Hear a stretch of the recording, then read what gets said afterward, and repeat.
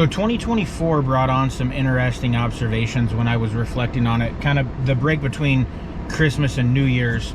I did a lot of reflecting back on our files and just kind of where we were at and what happened, what kind of loans they were, what our struggles might have been for the year. And one of the biggest pieces is we did a lot of work with self-employed people in 2024. The market was tough, interest rates were high, and but we found a lot of people were getting denied. And so it brought up a point on education about bank statement loans, DSCR loans, all of these creative financing types of deals that a lot of people just don't know about. So they would go and try and get pre-approved at another lender. They would get denied. Mainly self-employed people. You'd have to give your tax returns. You provide your tax returns. You know, Fannie Mae and Freddie Mac have a set rule of guidelines of what they allow and they don't allow. You have to deduct out certain expenses. Some get added back in, but not everything that's a write-off is a positive. Some of it gets added back in, but not everything. A lot of people don't know that. So while we were trying to figure out how do we get better at education for people when it comes to home loans, I realized that we were really working with a lot of business owners who were denied at their bank that they tried to get a loan through. So bank statement loans specifically are no tax returns. You don't provide any tax return documentation at all in any way.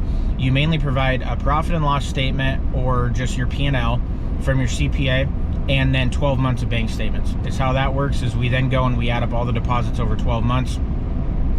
We then, let's say that's $100,000. We then take out a 25% expense factor because there's very few people in the world who actually work for, you know, if you get $100, you get $100. You don't have any expenses to make that $100. You know, there's always marketing and, you know, whatever. I won't ramble on that, but you know what I mean.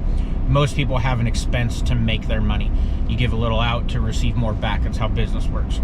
So we take out a 25% expense factor. So let's say you made $100,000 over 12 months. When we add up all your bank statement deposits, we take out a 25% expense factor, which in that case would be $25,000. That leaves you with $75,000 left over. So we would then take that $75,000 and divide that out by 12. That's your usable monthly income on a bank statement loan.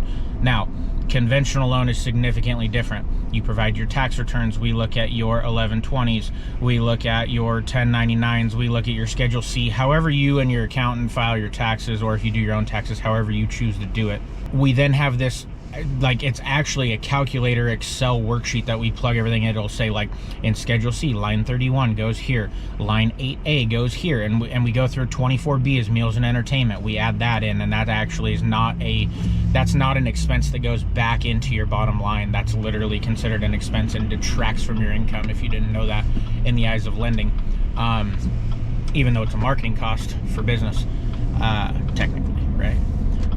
So when you go and you have to do that worksheet, if you make $200,000 on paper, but you write off $125,000, you're making 75 grand. Well, if you make $200,000 on paper and in deposits into your bank account with a bank statement loan, you're going to show that you make, you know, $150,000 because we're only going to take out a 25% expense factor on $200,000. So your actual qualifying income is double on a bank statement loan versus what it would be on a conventional loan if you write off a ton of expenses and none of it gets added back in. Just depends on how you work it. So I'll give you a personal example. For me, I've been self-employed for the last 6 years. I've been a lender for 14, but I was W-2 up until 6 years ago, so I never had an issue with write-offs until I became self-employed. When I became self-employed, I had to find a different option because I was writing off a lot. Like, as a lender, we do have a lot of expenses. Like, I spend a ridiculous amount of money on marketing. But when I found I could do a bank statement loan, it made it to where my write-offs actually increased. I still write off as much as I possibly can. Anything that's a true legitimate expense, I write it off no matter what. I used to hold back a little bit because I knew I was gonna have to show some income on paper. But now I give my 12 months of bank statements to myself and calculate my income out, and then I've bought investment properties. I've bought a second home. I bought my primary home that I live in now with a bank statement loan, and the interest rate is higher, and I'm okay with that. And the reason I'm okay with that is because if I reduced my write-offs, I would probably end up paying, I'm going to assume, an extra $30,000 to $50,000 to the IRS that I'd have to write a check on. So knowing that, the trade-off of taking a half an interest rate point higher, like on my primary, it was a half a point higher than what a normal standard conventional loan would be. But that half a point for me was a difference of about $400 more a month in interest. And you know what, that does suck, but I would rather spend $400 more a month in interest on my mortgage, which, you know, annually is $4,800, instead of write a $30,000 check to the IRS. So at that point, I have like a $25,200 swing in the positive to me as money in the bank that I'm not writing to the IRS. I just pay a little bit more on my mortgage, and it just simply doesn't matter when you break it down that way.